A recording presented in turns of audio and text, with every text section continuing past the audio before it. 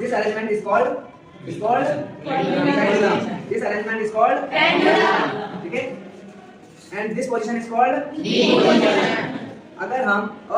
अगर हम इसे अगर क्या करें डिस्टर्ब करते हैं, ऐसे ले जाकर के इसको अगर हम छोड़ते हैं, तो this motion is called oscillation. This motion is called oscillation. समझ में आया सबके?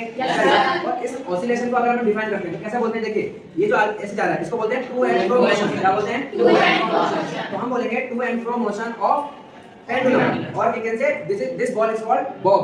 ठीक है? तो to and fro motion of bob is called oscillation. Is called oscillation. और जस्ट अभी मैंने आपको समझाया था कि आप लोग जब अपनी साइकिल, स्कूटी या बाइक चलाते हैं तो आप एक राउंड किसको बोलते हैं? जहां से स्टार्ट करते हैं वापस वहीं से आते हैं, उसी को हम क्या बोलते हैं? एक राउंड. ठीक है? उसी तरीके से यहां पर हम बोलेंगे वन ऑसिलेशन किसे कहते हैं? तो वन ऑसिलेशन क्या होगा? देखिए, ये तो मेन पोजीशन है. ठीक है? अब देखिए, ये मैंने इसको क्या किया? ये हो गया हमारा पोजीशन ए. क्या है ये? Position A. अब मैंने यहां से इसको छोड़ूंगा, तो जब ये यहां से छूटेगा ये चला गया पोजीशन बी. वापस कहां पर आया ये? पोजीशन ए पर. तो जब पोजीशन ए से स्टार्ट करके ये गया पोजीशन बी पर, पोजीशन बी से वापस ये कहां चला जाएगा? पोजीशन ए पर. It is called one oscillation. It is called one oscillation. ऐसा कोई स्टूडेंट इसको वन ऑसिलेशन समझ में नहीं आया? No sir. सबको आ गया? Yes sir. ठीक है?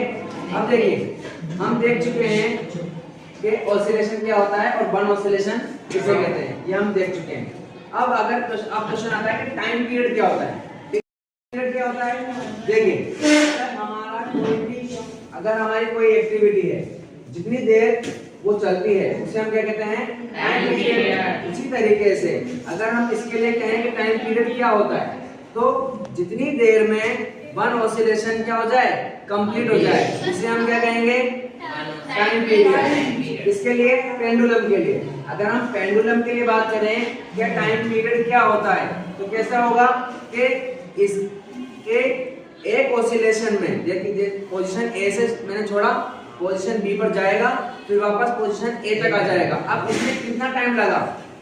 सुनना आ गई?